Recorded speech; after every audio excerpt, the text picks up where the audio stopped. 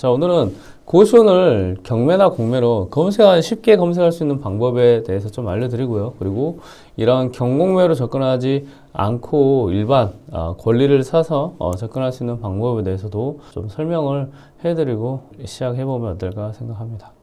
경매를 검색을 하면 이 근린상가가 여러분들이 쉽게 말하는 고시원 건물이라고 생각하시면 됩니다. 그러면 여기서 지금 진행하고 있는 애들 한번 검색을 해보면 2283건이 있죠. 그럼 여기에서 또 고시원을 어떻게 해야 되냐? 찾아야 됩니다. 찾아야 되고 이거는 정말 손품으로 굉장히 어려운 핸디캡이 있는 거죠. 그렇기 때문에 경공매로 고시원을 찾아서 투자하는 거는 여러분들에게 굉장히 어렵다라는 부분이 있습니다. 그런데 제가 팁을 하나 드릴게요. 기본적으로 여러분들이 고시원 하면 크기가 어떻게 될까요? 고시원 같은 경우는 기본적으로 건물이 커요. 왜냐면 거기에 방이 최소 20개 아니면 이제 거기에 복도 그리고 그다음에 여러 가지 시설까지 한다고 하면 그럼 최소 60평에서 70평은 돼야 고시원을 그래도 작게라도 시작할 수 있다라는 걸 알 수 있죠. 고시원을 검색을 할 때 보통 우리는 제곱미터를 쓰거든요. 그리고 한 평은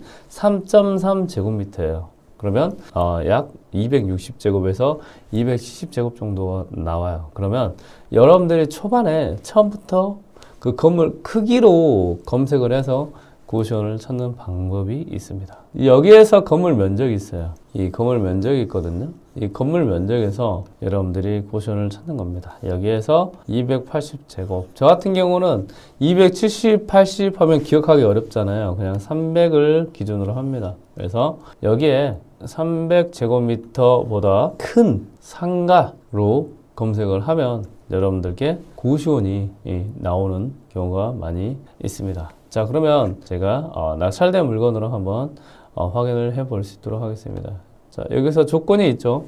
근린 상가이고 그 다음에 건물 크기가 565제곱미터예요. 그러니까 제가 검색 조건에서 300제곱미터 이상으로 검색을 했고 그 이상에 있는 건물들은 여러분들에게 다 검색이 됩니다. 그러면 실질적으로 물건을 찾아보면 몇 개 되지 않고 이런 식으로 몇 달만 찾아보면 여러분들이 투자할 수 있는 고시원이 전국에서 찾을 수 있습니다. 자, 이 물건 같은 경우는 작년 10월에 입찰이 가능했었던 물건이고요. 그리고 한 4명 정도 입찰이 들어왔고 누군가가 12억에 낙찰받은 근린 상가입니다. 고시원은 경매 물건에서는 두 가지 형태로 나옵니다. 첫 번째는 근린생활시설에서 근생에서 고시원이라는 단어가 나오던가 아니면 근생에서 다중생활시설이라고 나온다라고 생각하시면 됩니다. 이게 무슨 차이냐?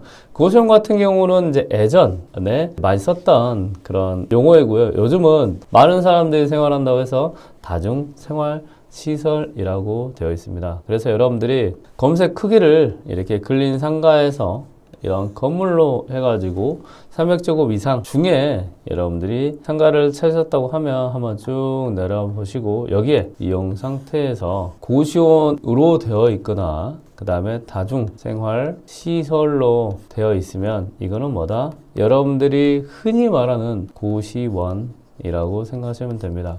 고시원이라고 이용 상태에 건축물 대장이 있다고 하면 옛날 용어고 다중생활시설이라고 용어가 있으면 요즘 용어구나. 그러면 얘네들이 신식이고 얘는 구식일 가능성이 높다라는 것을 보고 확인해야 됩니다. 그 말은 뭐냐? 고시원이라고 있으면요. 여러분들이 현장 조사를 굉장히 꼼꼼하게 해야 됩니다. 왜 꼼꼼하게 해야 되냐?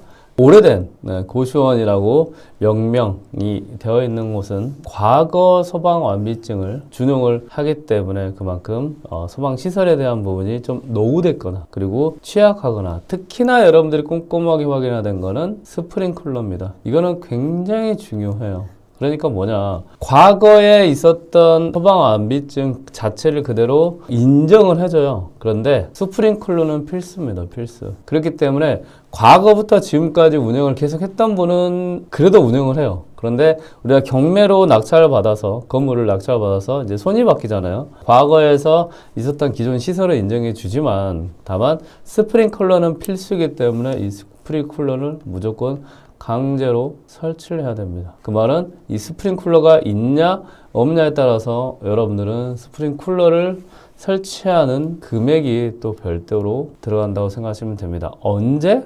이종 근린시설 고시원일 때. 그러면 부자이커님, 아까 다중시설은 어떻게 되는데요? 다중생활시설 같은 경우는 바뀐 이름으로 건축물단이 바뀌었기 때문에 이런 애들은 거의 다 스프링쿨러부터 해서 소방이 굉장히 깔끔하게 완비되어 있을 가능성이 높다라고 생각하고 여러분들이 접근하시면 됩니다. 그래서 이게 굉장히 큰 차이점이에요. 두 가지 큰 팁을 드렸어요. 하나는 고시원 건물을 찾을 수 있는 팁. 두 번째는 고시원의 소방 자체의 시설이 새 거가 적용이 되고 여러분들이 바로 운영할 수 있는 그런 고시원 건물을 찾는 팁을 드렸어요. 그리고 이 근린생활시설 자체가 고시원으로 되어 있으면 꼭 여러분들은 훨씬 더 뭘 해야 되냐? 꼼꼼히 현장을 확인해야 됩니다. 그리고 꼭 소방 완비에 대한 부분을 확인을 해야 됩니다. 그리고 나서 여러분들이 이 고시원을 운영을 하려고 하잖아요. 그럼 이 소방 완비 플러스 임대차 계약서만 있으면 여러분들은 바로 고시원을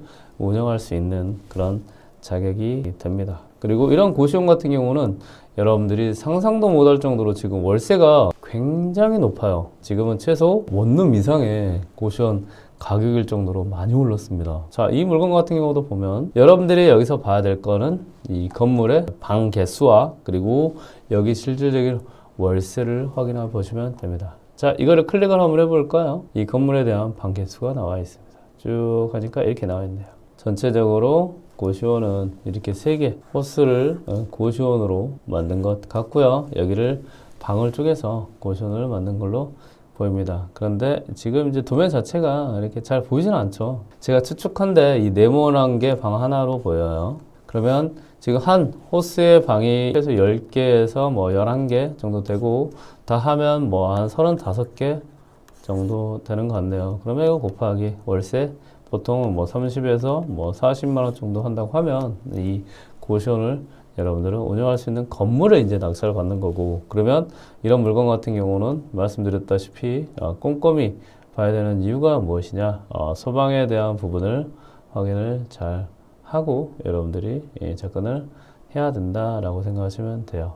근린주택은 근린생활시설이 있고 더하기 이제 주택이 있다고 생각하시면 돼요. 근데 다만 차이는 있어요. 여러분들이 주택이 많아요. 그러면 주택 수가 많아지면 여러분들이 투자할 때 특히 50대, 60대 분들은 집 한 채는 있으시잖아요. 그리고 똘똘한 한 채 가지고 양도세, 비과세를 받고 싶으신 분들이 꽤 많이 계신단 말이에요. 그분들이 투자하시기에는 적합한 상가 건물이라고 생각하시면 되고, 이런 근린주택에 있는 고시원 같은 경우는 저는 30, 40대 분들이 투자하면 괜찮은 물건이라고 생각을 해요. 왜냐하면 보통 건물 자체가 고시원으로 나온 경우가 있고 고시원 위에 집을 하나 지어놓은 거라고 생각하시면 돼요. 그래서 고시원을 한 3, 4층까지 만들어 놓은 다음에 주택을 하나 세트로 만들어낸 거예요. 다만 이것도 여러분들이 낙찰을 받게 되면 고시원 플러스 주택까지 낙찰을 받기 때문에 여러분들이 다주택에 대한 위험에서 벗어날 수 없다 생각하시면 돼요. 다만 그러면요 대출은 어떻게 되는데 고시원으로 대출 잘 나옵니다. 이 고시원을 운영할 수 있는 권리를 사고, 그리고 고시원을